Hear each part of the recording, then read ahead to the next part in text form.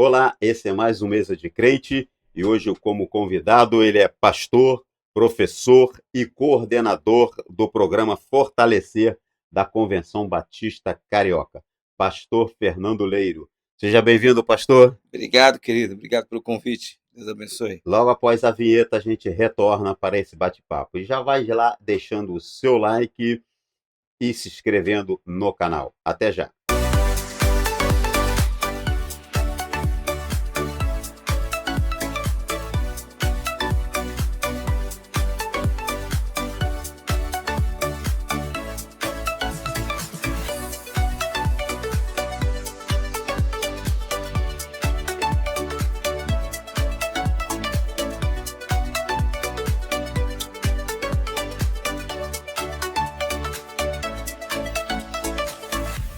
Bem, já estamos de volta aqui com o nosso convidado, o pastor Fernando Leiro. Pastor. Por que pastor? Como é que surgiu essa história de pastor? Então, Agostinho, a questão toda começa até com a própria conversão, né? Mas eu vou falar sobre a conversão mais lá para frente. Eu me converti muito novo, com 10 anos. Com 15 anos, eu já era líder de juventude, líder dos adolescentes, né? Dos juniores da minha igreja, né? Igreja Batista do Caxambi, foi onde eu me converti. E lá eu fui tomando gosto por essa vertente, né? Desse lado mais ministerial, do serviço às pessoas, né? Do estar pronto a servir, do atender a demanda, né? E eu sempre fui muito curioso com tudo. Então eu estudava muito e gostava, né? De viver essa realidade de quem dava aula na escola bíblica dominical. Então eu já dava aula para os juniores, depois comecei a dar aula para os adolescentes. Com 15 anos eu recebi o meu chamado, Deus foi claro, né? Inclusive o texto bíblico, né, do meu chamado é Primeira Reis, né? Lá em Primeira Reis, no momento em que Samuel responde a Deus, quando Deus chega a Samuel e pergunta, chama, né? Samuel, Samuel. E aí ele levanta e pensa que estão chamando ele, não é ninguém além do próprio Deus chamando. E ele responde, né? Fala que o teu servo ouve. Né? Inclusive esse anel aqui, esse anel aqui, ele tem esse texto. 1 Samuel 3,10, tá em hebraico, né? Para poder ser, pelo menos valorizar, né? O chamado na língua original. Eu fui lá, cacei, na época eu nem conhecia isso direito, hebraico, grego. Mas fui, cacei, peguei, dei na mão de uma pessoa que fez o anel para poder marcar esse meu chamado aos 15 anos de idade. Porém, eu só respondi de verdade aos 30 anos, por uma série de outras questões. E aí eu fui para o seminário, cursei o seminário Betel, né? Quando ainda tinha latim, eu fiz latim no Betel, latim, grego e hebraico. Então, foi muito bom, mas só com 30 anos de idade.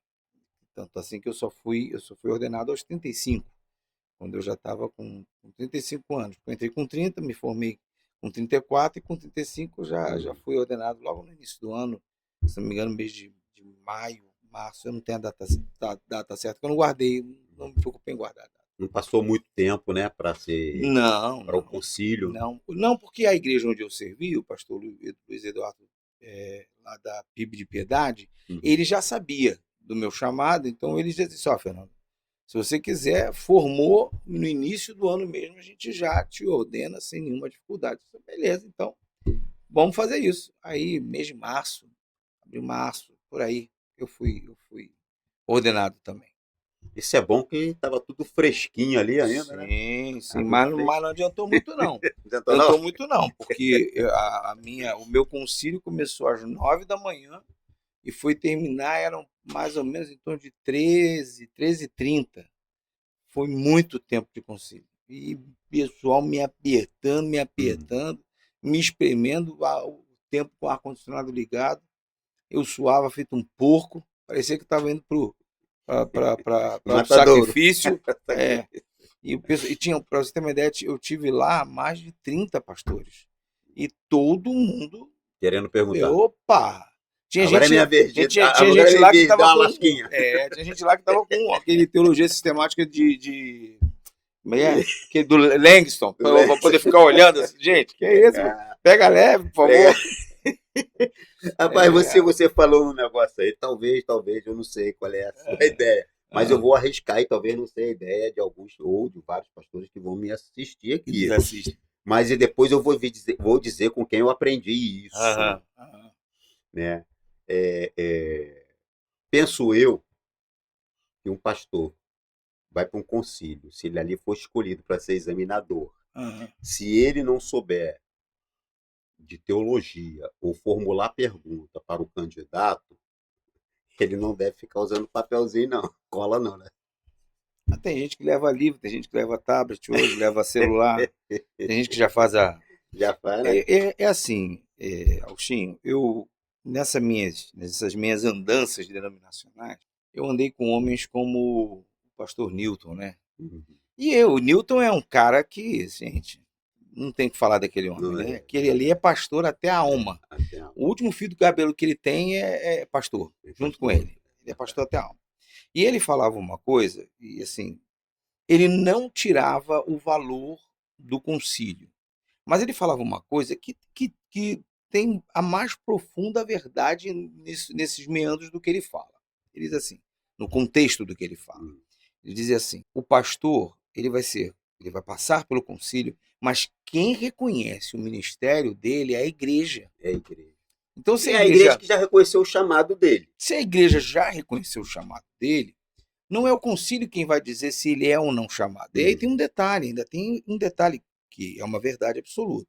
Se o concílio examinasse de verdade a qualidade do pastor, nós não teríamos os pastores que nós temos hoje, às vezes até em franca ascensão, ou diante de tantos holofotes, falando tanta besteira. Eu não vou citar nomes aqui para a gente Uhum. não entrar no mérito, né?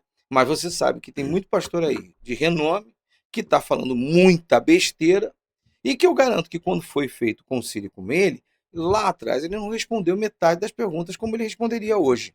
Mas hoje ele está totalmente contrariando não só a palavra de Deus, como está contrariando a própria denominação, né? Deixando muito a desejar daquilo que ele deveria ser como pastor, né?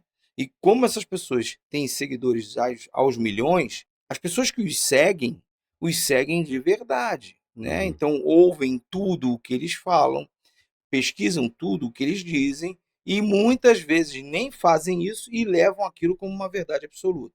Então, o concílio é importante, é válido, mas não é o concílio que vai avaliar se o indivíduo hoje é pastor ou não.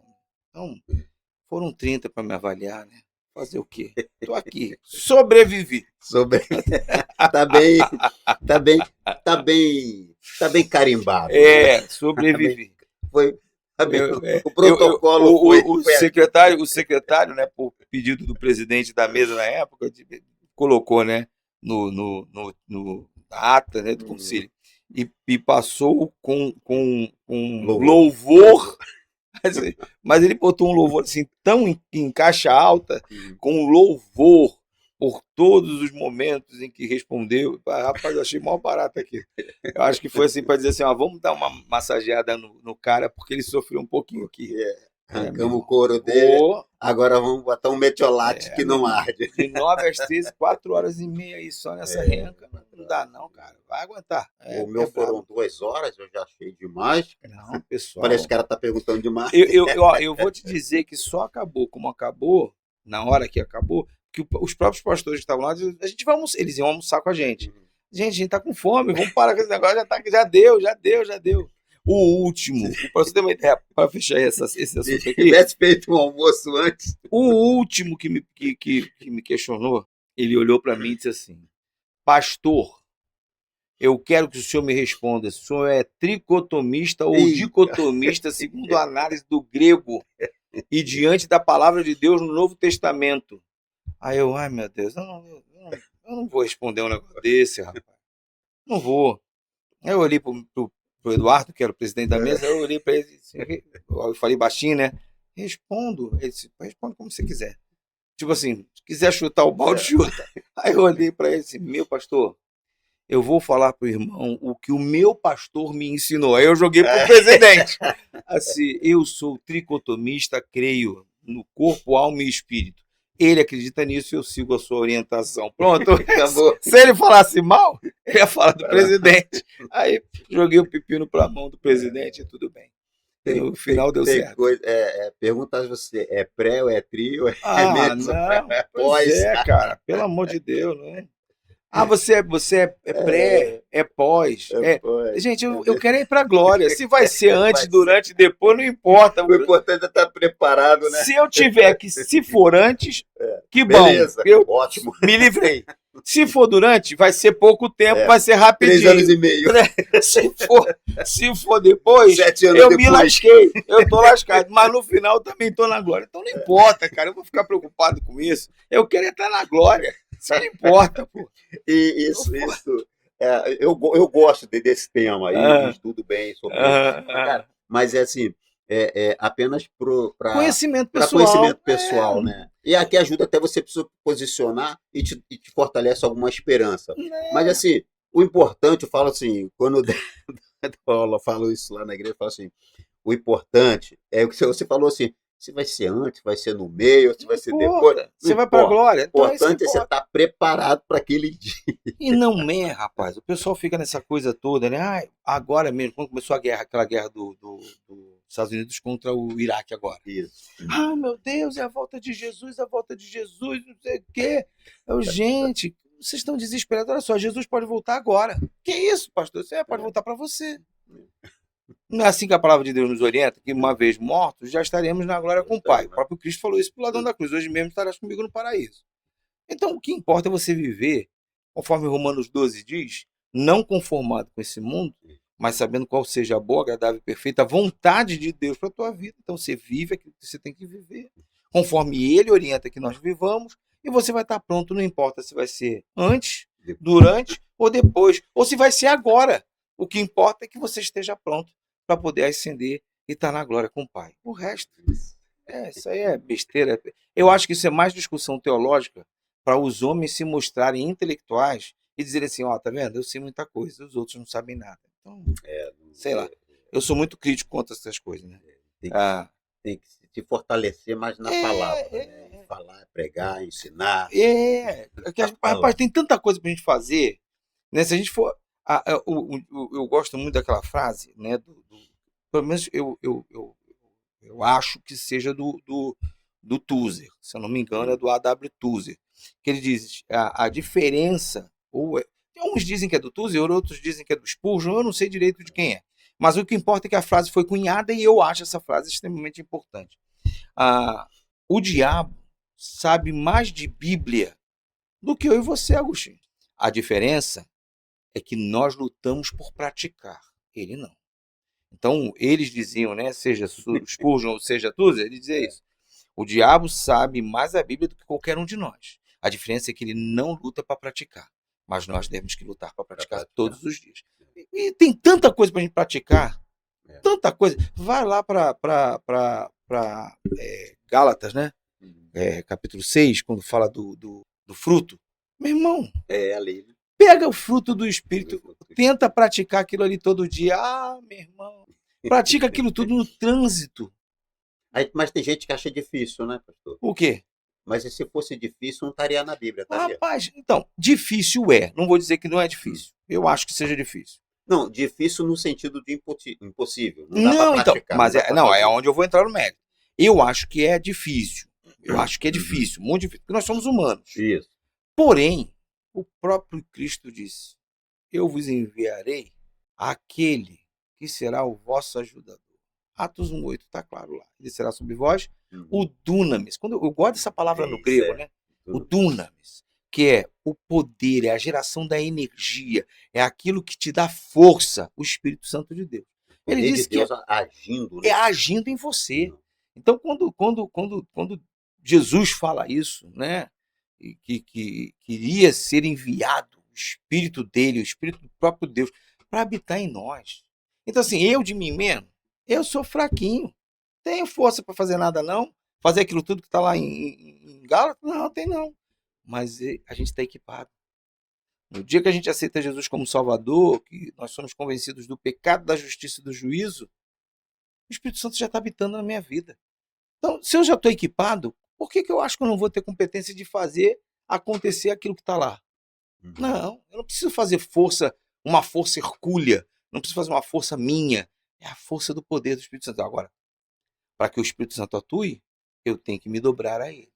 Eu tenho que me render aos pés dele. Eu tenho que ter um compromisso. Aí é que vem a dificuldade. Então a dificuldade não está em fazer aquilo que está lá escrito, mas é porque o Espírito Santo que nos ajuda. Exatamente. O poder de Deus está em nós. Exatamente. Mas a dificuldade se torna em obedecer. Obedecer em cumprir. E cumprir aquilo em seguir os mandamentos. Quando a gente, eu gosto muito da ideia, né?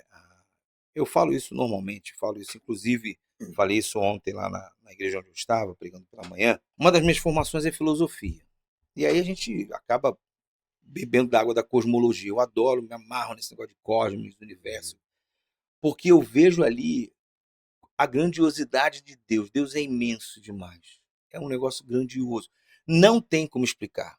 Tem um livro, hoje não vou lembrar o nome dele, mas é um livro, eu acho que eu tenho aqui em algum lugar esse livro. É um livro que fala de um jornalista, americano, que ele queria demonstrar, tá aqui, Mostre-me Deus, de Fred Herring, H-E-E-R-E-N, Fred Herring. Esse cara, ele é um jornalista, ele já morreu, e ele queria provar que Deus não existia. Ele queria provar que Deus não existia. E ele era muito cético. Ele começou a fazer estudos e tal, foi conversar com vários astrofísicos, físicos, cosmólogos, aqueles caras da NASA, né? Aqueles caras aquele físico que tinha um programa na National Geographic, esqueci o nome dele agora, que foi o cara, né? Carl Sagan. Ele foi até o Carl Sagan, tem isso tudo no livro dele, perguntar, né, o que eles achavam dessa coisa de Deus, lá.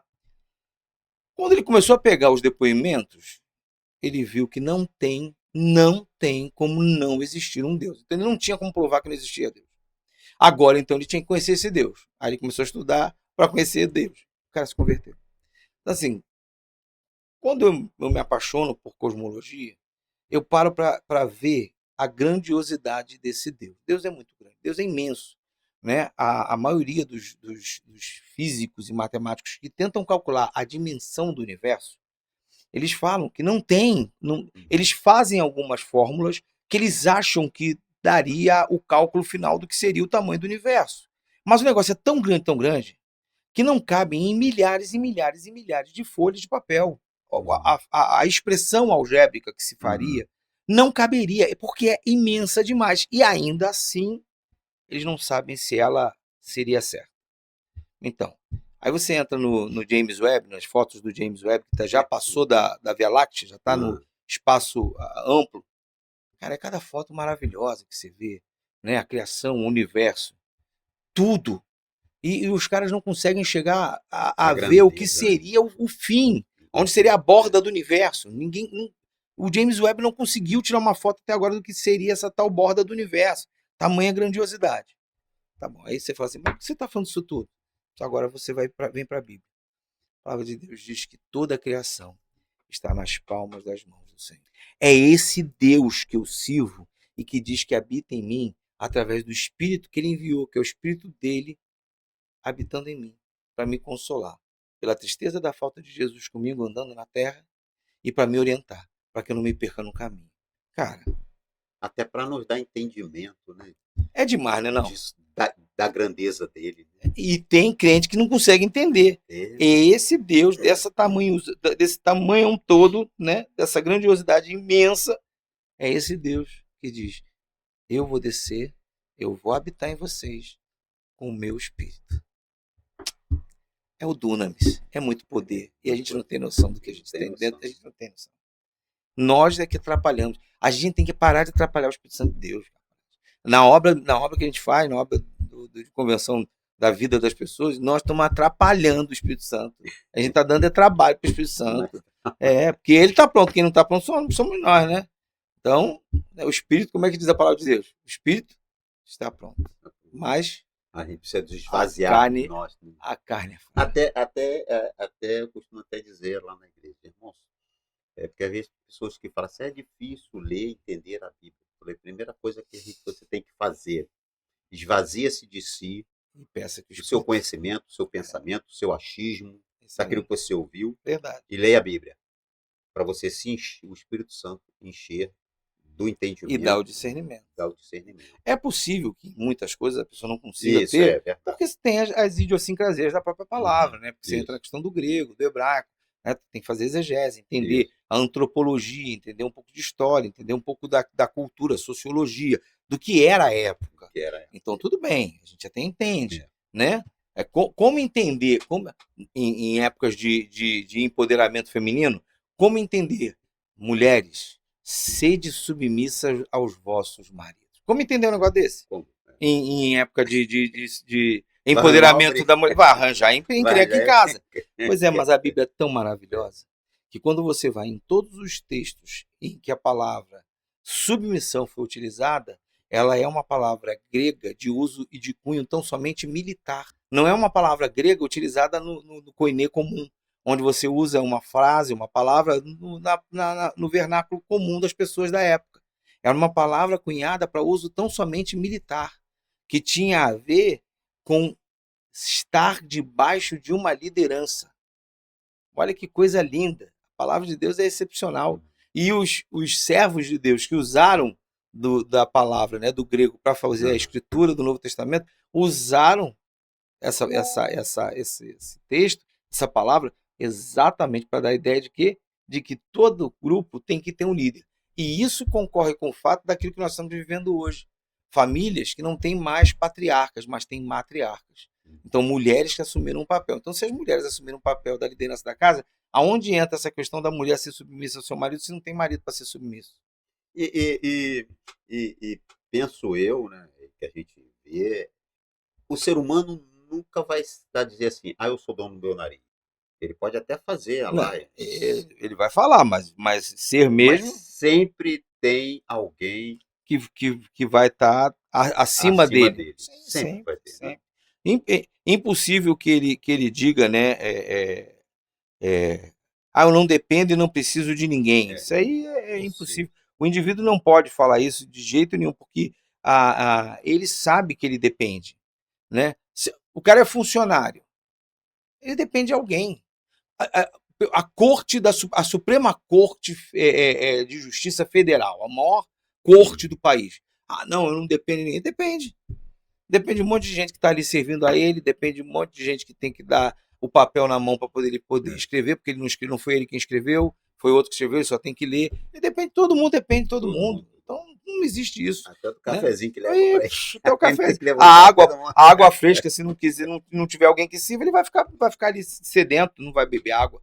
Então, assim, essa questão, né, da palavra ser o que é e como é, de forma muito clara.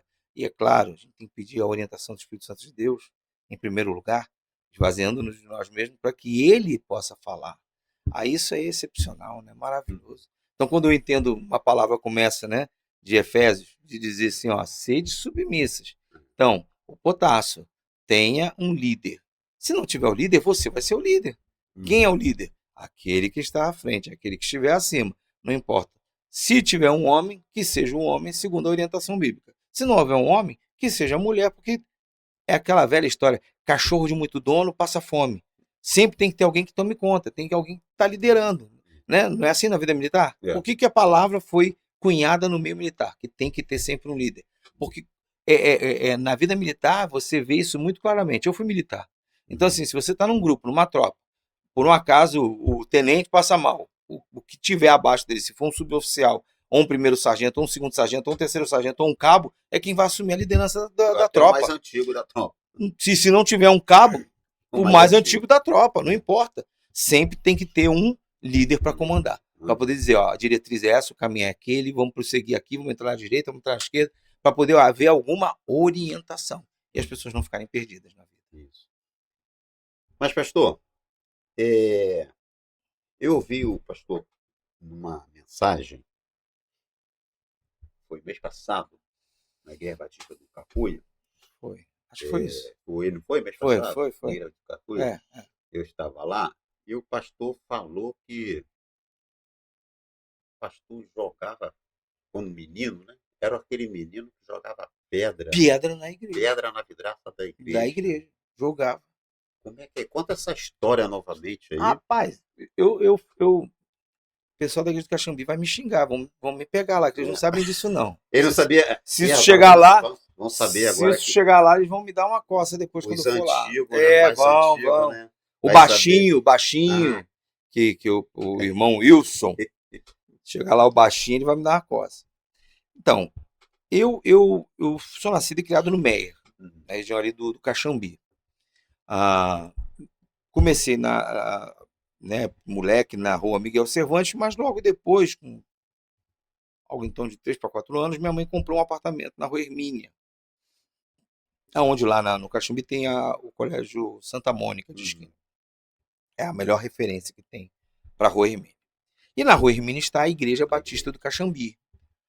E nós fomos morar exatamente do lado da igreja, o prédio ao lado, 36. A igreja, se não me engano, é 32 e o apartamento, o edifício onde eu morava era o 36.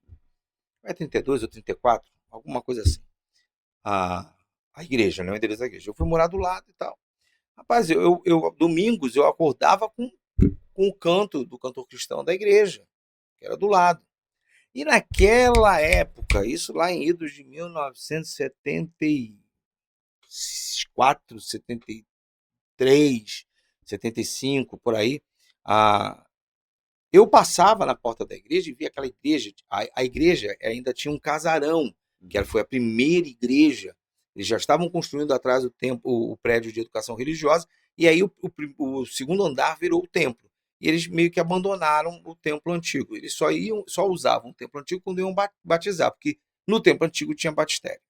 E a igreja tinha uns vitrais, sabe, bonitos na frente, bem como igreja antigamente era, né?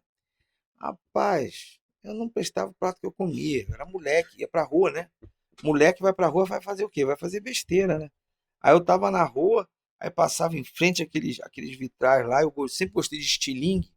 Eu fazia estilingue de madeira, né? Madeira, câmera de pneu, né? Pegava no borracheiro, cortava com um tesouro e tal. Rapaz, mas eu ficava testando mira nas vidraças lá da igreja. Quebrei muita vidraça. Muita vidraça. Isso moleque, né? 4, 5, 6 anos de idade. Aí um belo dia, quando eu tava com 9 para... Não, já tava com 10, tinha acabado de completar 10 anos. Eu faço aniversário em junho, o Escola Bíblica foi em julho. Então, fiz aniversário 10 anos em junho de 79. E aí, último dia de aula na escola onde eu estudava, no Tomás Mann, passando em frente, vindo da escola, passando em frente, vi a faixa ainda de ráfia, né? Aquelas faixas antigas e tal. Estava lá, venha participar da Escola Bíblica de Férias a partir de 13 horas na segunda-feira. E estava lá a data, que eu não me lembro qual era a data e tal. Eu disse, sabe uma coisa? Eu vou ver qual é, vou ver que esse negócio, vou ver por dentro. Porque eu imaginava que ia ser tudo ali no templo da frente. Eu não entendia que o templo, na verdade, era o de trás. Eu achava que era o da frente. Muito bem. Aí, segunda-feira, fui eu lá, fui um dos primeiros a chegar na porta da igreja, morava do lado, não tinha o que fazer. Saí de casa e fiquei na porta da igreja esperando abrir. Aí abriu. Entramos, fomos para esse prédio de trás e começou ali toda a escola bíblica. Foi maravilhoso, né? E aí, naquele dia ali, né, primeiro dia de aula, a irmã Débia pregou sobre o livro Sem Palavras. Eu ando com ele na pulseira até hoje. O livro Sem Palavras. Ele pregou o primeiro dia, falou sobre o coração negro, coração sujo pelo pecado. Esse coração que nos afasta de Deus. Não, ela pregou primeiro que nós fomos criados, né? Dentro da perfeição de Deus, tão valiosos quanto o ouro, né? E tal. E depois ela pregou sobre o pecado, que nós deixamos a nossa condição de pureza, de perfeição e entramos no pecado. Aí, no final, ela ainda fez esse apelo assim. Mas quem aceitar Jesus vai fazer como faz o sabão Omo. A gente não bota a roupa suja na máquina para lavar e a gente não lava e tira a sujeira da roupa Então, se você aceitar Jesus como Salvador, o seu coração vai ficar limpinho, como o sabão ombro limpa a roupa suja. Foi essa as palavras de pregação para fazer o convite à tomada de decisão por Jesus. E eu aceitei Jesus naquele dia e nunca mais saí da igreja. São 47 anos na igreja. Agora, é claro, eu acho que Deus me fez converter por um motivo muito claro, para eu pagar todas as pedras que eu joguei naquela igreja e saber como é ruim ver o povo fazer maldade com a igreja do Senhor. Eu acho que foi por isso, entendeu? Foi assim, eu paguei minha língua. Não foi para vou fazer esse menino se converter aí, para poder ele parar de quebrar o vidro aí, para dar prejuízo. Foi para eu pagar mesmo, foi para eu pagar, saber o preço do negócio. Eu penso que seja isso. Só vai saber o preço dentro. Dentro. E só vou saber a verdade quando eu chegar na glória, que eu vou chegar perto dele e dizer, Senhor, vamos lá. Papo reto agora, nós dois aqui. Eu vou perguntar para ele por quê. Por quê? Foi para parar de dar prejuízo? Isso, foi para eu me converter de verdade. Qual foi o lance aí? Não sei. Mas é coisa de criança, né? Mó barato. Mas eu sei que a conversão foi uma benção, né? Está sendo uma benção. São 47 anos servindo a Deus. Tive meus reveses, né? Os altos e baixos, até, como eu falei, né? Eu com 15 anos tive chamado ministerial, né? Para ser pastor servo do Senhor. Mas eu só fui atender aos 30 anos. Aos 30 anos de idade. Eu estava em Natal, passei uma dificuldade muito grande lá em Natal, muito grande, e fui confrontado por Deus. Deus me confrontou porque Deus está daquele jeito. Foi uma noite que eu parei em casa, numa varanda que tinha no meu apartamento, eu fiquei de joelhos lá orando, e aí, rapaz, só faltou aparecer o anjo e eu segurar o anjo para ele me dar a benção e depois arrebentar com o meu joelho. Mas só faltou isso. Foi uma noite inteira eu na varanda orando, me humilhando na presença de Deus, e Deus me dando cipuada, me arrebentou de vez, e aí eu acordei para aquilo que Deus queria que eu fizesse. Desse jeito. Deus faz isso com a gente. Faz desse jeito. Mas que você tente fugir, mas não vai fugir. Você pode fugir. É mais ou menos como acontece no caso de Jonas, né? Você foge. E Jonas é resmungão, né? Interessante que Jonas é resmungão, porque ele faz o que faz, ele foge, Deus dá um submarino para ele voltar rápido para Nínive, né? Porque se você olhar a distância que ele percorreu, ele foi parar na Espanha, no litoral espanhol, segundo os estudiosos, ele com o navio ele foi parar no litoral espanhol. Então como é que ele ia voltar tão rápido para Nínive? Aí Deus providencia um submarino, né? O grande peixe que engole ele leva ele até de volta para Nínive. Quando cospe fora, o pobre coitado. Então, assim, Deus é maravilhoso, né? Mas Jonas, rapaz, pagou um dobrado para tomar vergonha. E até o final, né? Final. Depois que ele prega, todo mundo se converte. Ele tá vendo? Aí fica mais juriado, né? Tá vendo? Não era isso que eu estava falando com o senhor, que eu não queria fazer, eu não queria pregar, porque eu sabia que ele ia se converter. E se convertendo, tu ia perdoar. Exatamente. E tu perdoando, ele ia ficar sem punição. Eu aqui agora, com o meu eu. Como é que eu fico me sentindo do jeito que eu tô aqui? Mané. Desse jeito. Então, quer dizer, Deus, ele é maravilhoso, né? Ele tem os caminhos dele. Os caminhos dele são inigualáveis, né? É bom demais da conta. É ótimo, né? Você está aí com a camisa do programa Fortalecer, né? Sons Rios, né? Sons Rios, Fortalecer, Convenção Carioca. Convenção Batista Carioca. Esse programa Fortalecer, ele é o quê? Fortalece para fortalecer o quê? Então, como assim? Descreve ele. O que nós temos visto, a gente está inclusive passando por um período lá na convenção, em que a gente está fazendo uma espécie de censo das igrejas, para ver como é que está a condição das igrejas. E aquilo que a gente já imaginava, a gente está vendo que não está muito longe da realidade. Né? A gente tinha uma ideia, mais ou menos, assim, nós temos mais de 530 igrejas no Campo Carioca. E o Campo Carioca entende-se só a região do município do Rio de Janeiro. Tá? Então a gente tem mais de 530 igrejas. A gente imaginava assim, das 530 igrejas, né, dos 100% de 530 igrejas, nós imaginávamos que 70% dessas igrejas 70, 75, talvez chegando a 80%, estivessem em bairro em vulnerabilidade ou em bairro de comunidade carente mesmo, ou seja, favelas. E dito e feito, a gente está percebendo que é isso mesmo. Né? Na região da Zona Oeste, então, isso é uma realidade absoluta. E dentro dessa realidade, dessas mais de 70%, né, de igrejas que estão nessas condições, estão com menos de 100 membros. E quando eu digo menos de 100 membros, não é assim 99, não são 97 membros de igreja. São coisas do tipo 50 membros, 20 membros, 30 membros, 12 membros, 15 membros, igrejas com 9 membros. E que estão lutando para tentar se manterem vivas. E o que está acontecendo nas nossas igrejas, você deve sentir um pouco isso, né?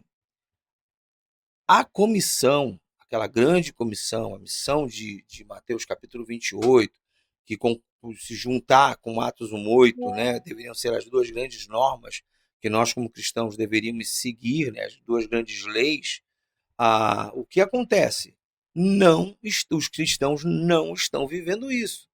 As de mega churches, que todas elas implementaram já a plantação de estruturas como pequenos grupos e coisas do tipo, elas têm crescido. Mas a verdade tem crescido de que jeito? De que forma? Há um discipulado autêntico? Se a gente parasse para pensar hoje nas igrejas locais, ou nas nossas igrejas de uma forma geral, as pessoas estão prontas e aptas a viverem, por exemplo, uma perseguição? Se o Brasil passasse a ser um país totalmente contrário à cristandade, ao cristianismo, e começasse a perseguir os cristãos, será que nós, cristãos, estaremos prontos para essa perseguição?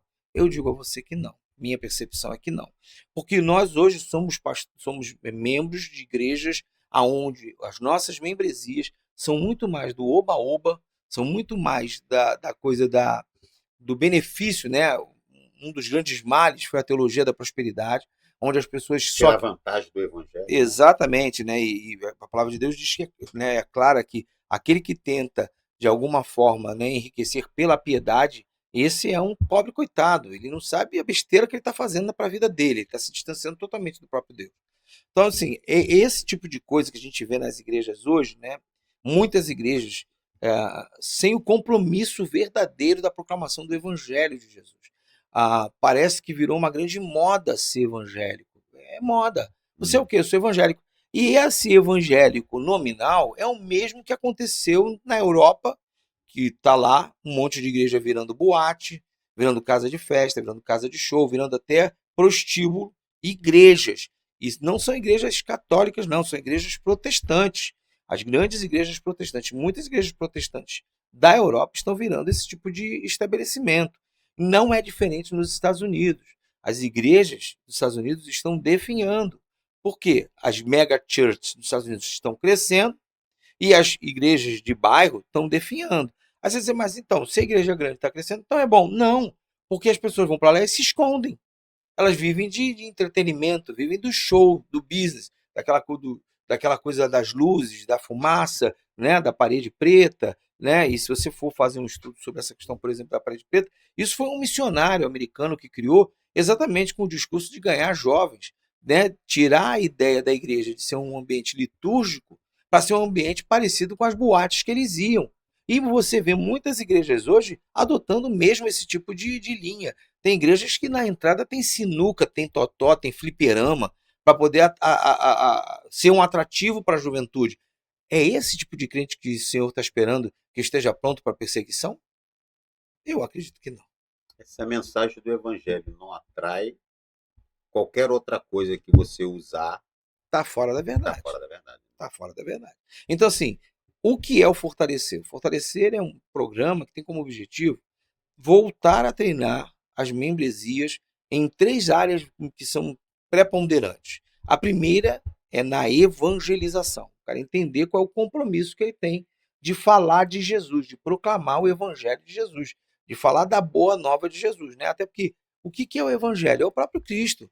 O evangelho, a boa nova, é porque a gente não consegue entender bem essa ideia de boa nova vindo lá do Velho Testamento, né?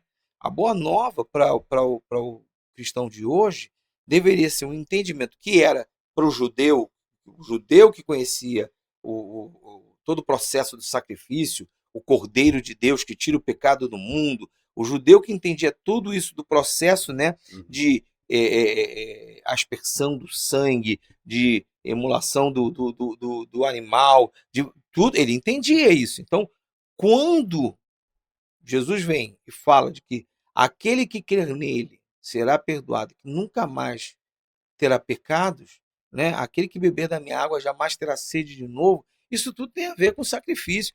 Rapaz, não era fácil.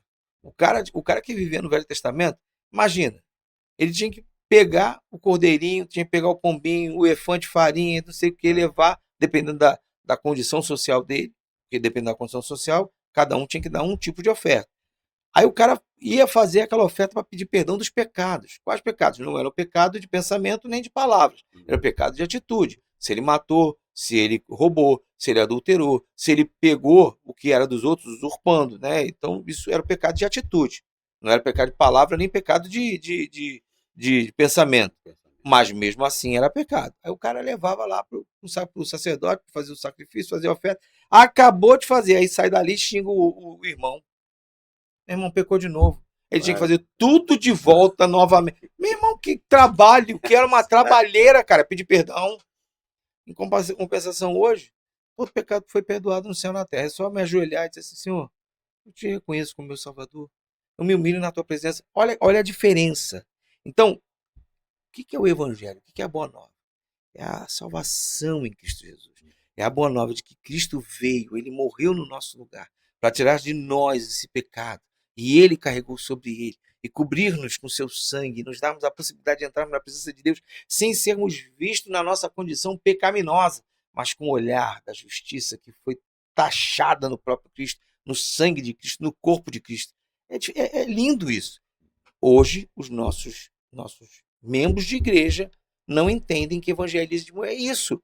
Entendem que evangelismo é Jesus te ama.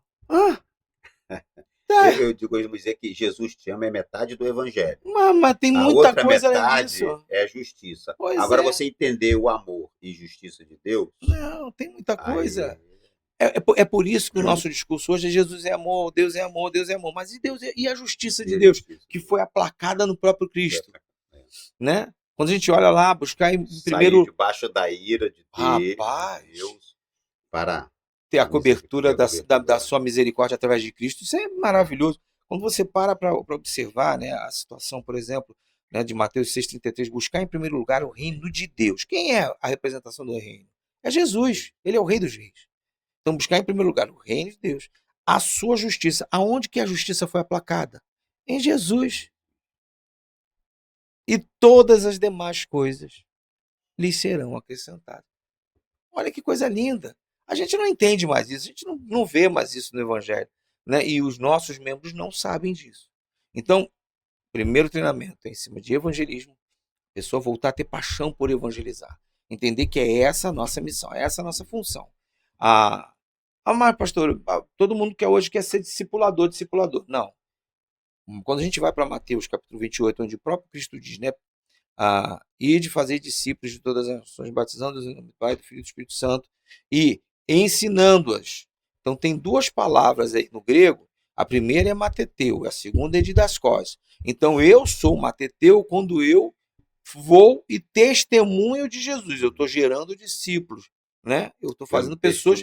Eu dou tanto testemunho, então eu estou gerando pessoas querendo ser tanto quanto eu sou, seguidoras de Jesus. Gerei discípulos? Gerei. Agora, discipular é o didascós, é o cara que tem o dom do ensino, que ele vai pegar a Bíblia e vai ensinar, segundo a Bíblia, a ser um cristão autêntico. Então, o primeiro treinamento é em cima dessa ideia de evangelismo, a pessoa vai evangelizar. Segundo treinamento é a partir da ideia de liderança. Todo cristão é um líder, não importa onde que ele seja. Mas eu não sou líder de nada na igreja.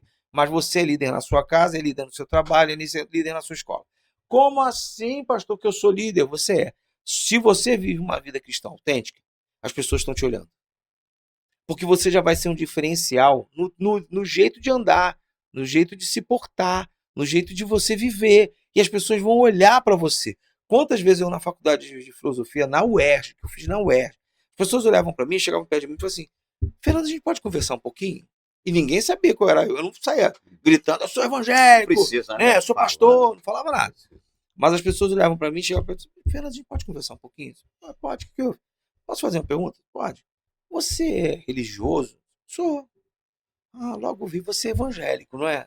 Eu disse, pô, mas tá na testa? Ainda brincava com o pessoal. Assim, não, é o teu jeito. Porque a gente não anda como os outros andam, a gente não vive como os outros vivem. Então, se você vive uma vida evangélica de verdade, cristã, autêntica, seguindo a palavra de Deus, você vai ser diferencial no lugar onde você estiver. Então, muita gente vem falar comigo. Então, eu tenho que treinar o povo de Deus para entender que a liderança dele pode não ser uma liderança dentro da igreja, em algum departamento, mas a liderança dele vai ser na sua casa, no seu trabalho, na sua escola, aonde ele estiver, ele vai se tornar um líder. Então, entender qual é a importância dessa liderança. É o segundo treinamento. E o terceiro e último treinamento que o Fortalecer faz é o treinamento na área de pequenos grupos. Porque a gente entende que pequeno grupo não é uma fórmula de bolo que ninguém descobriu hoje. Pequeno grupo está na Bíblia. Só você ir lá para capítulo 2 de Atos, capítulo 4 de Atos, você vai ver. Estavam juntos no partir do pão e na comunhão, de casa em casa. Meu irmão, isso está na Bíblia. Agora se redescobriu esse negócio. É diferente, mas estava na Bíblia há 2000 anos.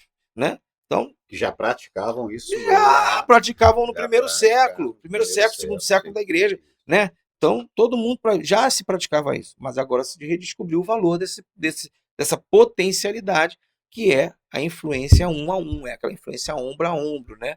É quando eu faço e vivo uma influência. Esses são os treinamentos para membresia, para que a gente volte a fazer as igrejas crescerem e serem autossustentáveis.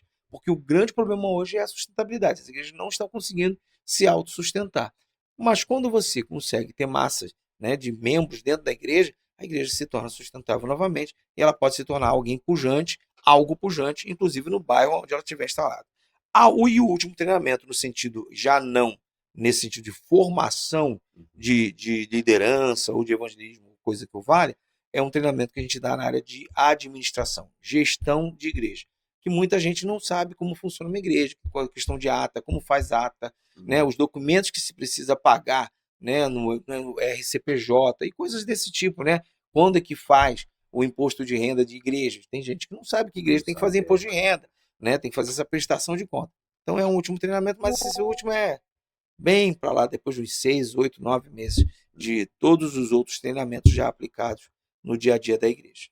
E como é que uma igreja pode adquirir, pode fazer parte, né? fazer parte desse programa? Então, na verdade, a gente estava pensando em fazer igreja a igreja, mas a gente viu, a partir da experiência que a gente teve lá no campo da Oeste Carioca, na região do Oeste do Rio de Janeiro, de que é melhor a gente fazer junto às redes e associações, porque eles conhecem melhor as igrejas que estão com problema. É claro que se uma igreja vier falar comigo, eu vou orientá-la para aguardar que faça o treinamento na área da associação dela, porque a gente vai fazer treinamento em todas as associações. Essa é a ideia. Por exemplo, nós já fizemos na Oeste Carioca. Vai ficar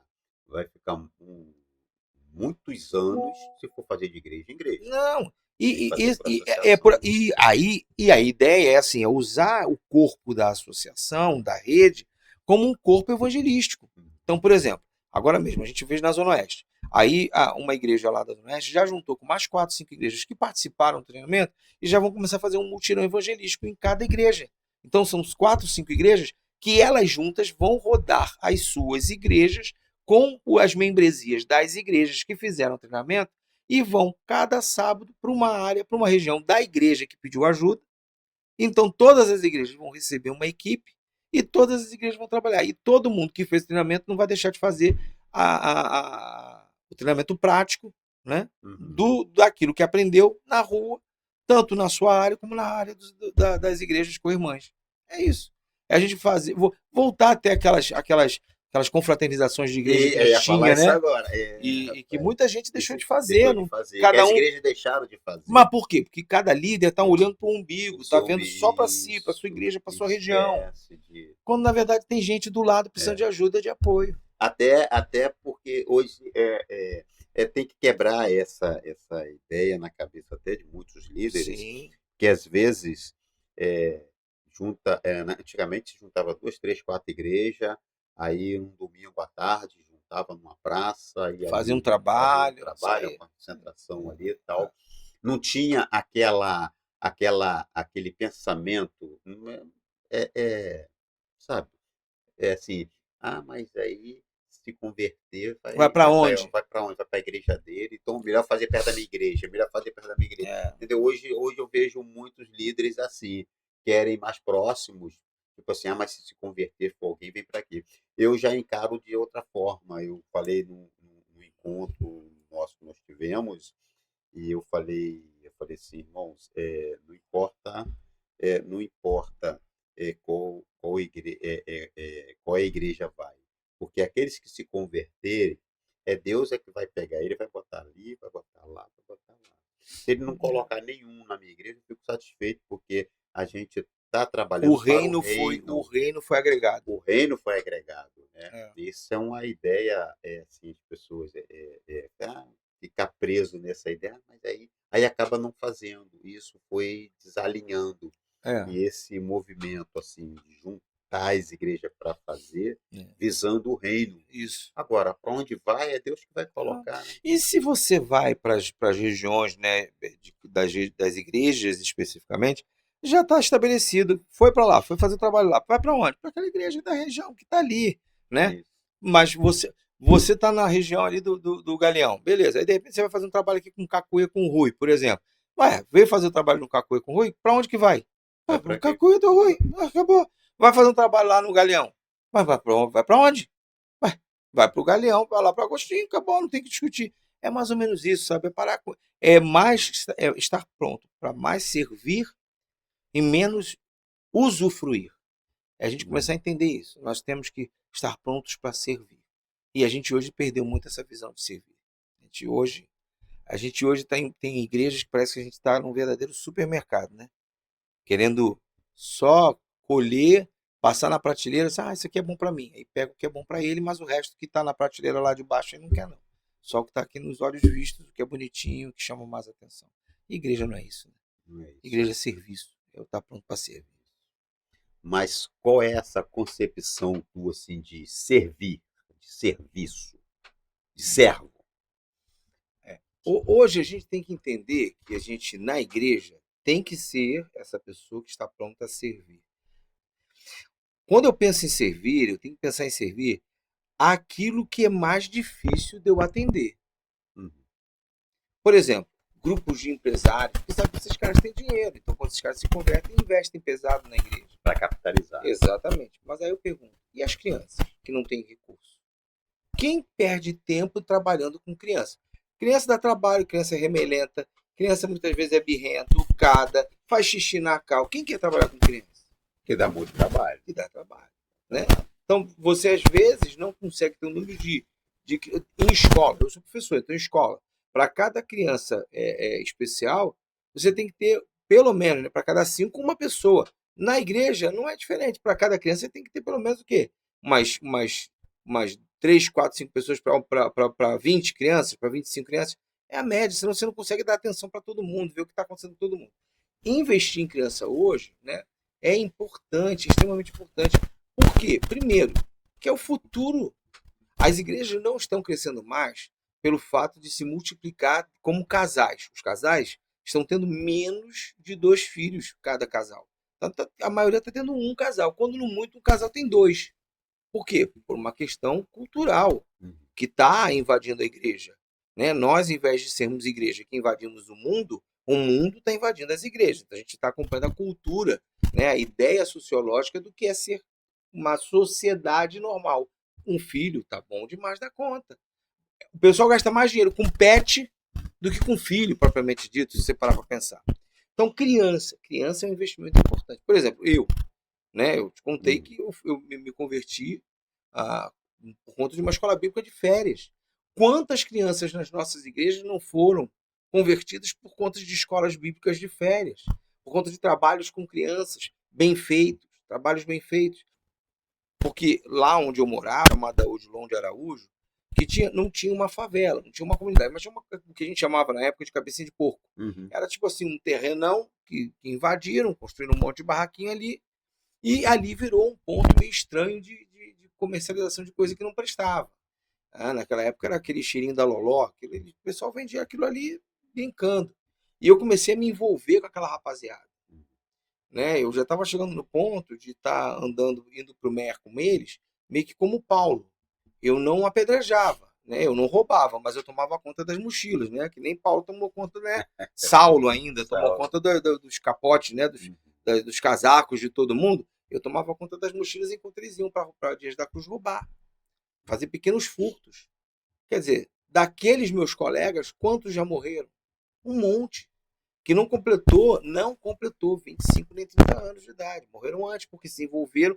Dali foram para outras comunidades que tinham próximas à nossa região, se envolveram com o que não prestava e que, infelizmente, tiveram sua vida ceifada há um tempo muito curto, sem necessidade de ser. Então, se não fosse Deus, né, me levando a conhecer o Evangelho, eu estava lá com aquela galera. Eu poderia ter sido um daqueles que, de repente, teria entrado numa das comunidades da região e me envolvido com o que não prestasse. Mas Deus me tirou de lá. E para piorar, né, a minha família materna, toda ela era umbandista. Tinha centro de macumba, centro de umbanda. Minha avó era mãe de santo, minha tia mãe de santo, né? Minha mãe não era mãe de santo, mas era aquela pessoa que estava ali com afinco, toda terça e sexta estava lá no centro no terreiro, né? A ponto de ter me oferecido. Né? Eu com 9 para 10 anos, eu tinha um cabelo comprido que ia para baixo da minha bunda, debaixo da minha cintura. Tão grande que era o cabelo. E ela fez 3 tranças, uma ela jogou no mato, outra ela jogou no mar, e o outro terceiro não tem a mínima ideia onde ela jogou. Eu acredito que ela tenha, de alguma forma, me oferecido. Isso com 9 para 10 anos de idade. Então Deus já sabia qual era o caminho. Ele, que é Deus, Senhor de todas as coisas, onisciente, onipotente, onipresente, ele sabia qual era o meu futuro. Então, dentro da máxima daquilo que é a vontade de Deus, Deus me resgatou, me tirou, me fez conhecer o Evangelho naquela escola bíblica de férias, naquele mês de julho, né, no ano de 1979, que foi quando eu me converti. Então, assim, a grande verdade é que a gente precisa investir pesado em criança, né? Tem que investir também em adulto? Tem.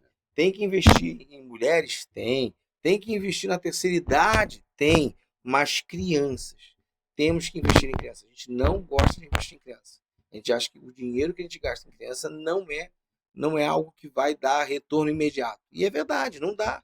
Mas daqui a 10, daqui a 15 anos, você vai ver o futuro que essas crianças vão ter, o que elas serão e o quanto isso terá de retorno para as igrejas locais de todo o Rio de Janeiro e, quiçá, do Brasil e do mundo. A gente precisa investir mais em criança. Importante, né? Muito, demais. Trabalhar com criança. Graças a Deus, nossa igreja, a primeira igreja batista no Galeão, investe. Nós investimos lá pesado, graças a Deus. Deus tem dado condições. Porque eu digo assim, se o próprio Jesus falou, deixa vir as pequeninas, Deixa vir as minhas criancinhas. Pois é. Novos empeçais, eu não vou bater de frente com ele com isso. Mas nem que a vacatuça. Eu não vou. Vamos seguir esse negócio que vai dar bom. Como diz o outro, né? Vai dar bom. Em algum momento vai dar bom. Né? O problema é que muita gente não vê isso, não vê dessa forma. Né? Infelizmente. Como você diz, né? Dá trabalho e não tem um retorno. Não imediato. Não tem um retorno imediato. Pois né? O retorno de que talvez a gente espera com 10, 15 anos. E às vezes você não quer esperar. Mas o retorno, se a gente olhar para o retorno imediato, é a salvação. Quando eu cheguei na igreja onde eu estou hoje, lá em Barros Filho, eu tinha muitos adolescentes, muitos. Crianças de 16, 17 anos de idade, 15, só que essas crianças cresceram. 4 anos depois, eu tenho garotos lá jovens que estão estudando, trabalhando, com 20, 21, com 18, 19. E eles são o esteio da igreja, ajudando em tudo que você puder imaginar. Tudo, som, aprender a tocar instrumentos. Hoje estão na frente do louvor. Hoje são crianças que me ajudam até na escola bíblica. Quando às vezes eu tenho que sair por algum motivo, eu posso escalar um deles para poder falar que fala direitinho. Então, já estão pregando. Eu já montei um grupo para ensiná-los a pregar, eles já estão pregando. Né? E não são só os meninos, não. As meninas também. Tem meninas lá pregando, dirigindo culto. Né? Então, enfim. Não demora tanto, dependendo da faixa etária. Então, adolescente não demora tanto. Criança vai demorar um pouco mais. Mas a gente tem que investir nessa criançada, nessa molecada, nesses jovens e adolescentes, porque os idosos são os que mantêm a estrutura, mas quem faz são as crianças, os jovens e os adolescentes. Eles é que fazem isso acontecer. Não tem como a gente discutir. Graças a Deus. Amém. Amém. Então, nós conversamos aqui nesse bate-papo, pastor Fernando Leiros. Pastor, Prazer imenso. foi um prazer imenso Prazer todo meu. ter aqui conosco nesse momento, aqui nesse bate-papo. Tenho certeza que você gostou. Vai lá, se inscreve no canal se ainda não é inscrito. Deixe seu like, ative o sininho para que cada vez que postarmos um bate-papo desse gostoso, edificante e de testemunho, você possa também assistir, possa estar participando. E participe, deixa lá sua mensagem. E o Mesa de Crente sempre responde no mesmo dia. Pastor, Prazer quer dizer imenso. mais alguma coisa? Deus abençoe a todos, muita saúde, muita paz. Siga no caminho, não se afaste nunca do Senhor. Ele é a melhor oportunidade que você tem para sua vida. Amém. Prazer Pastor, imenso, querido. valeu mesmo. Tamo junto.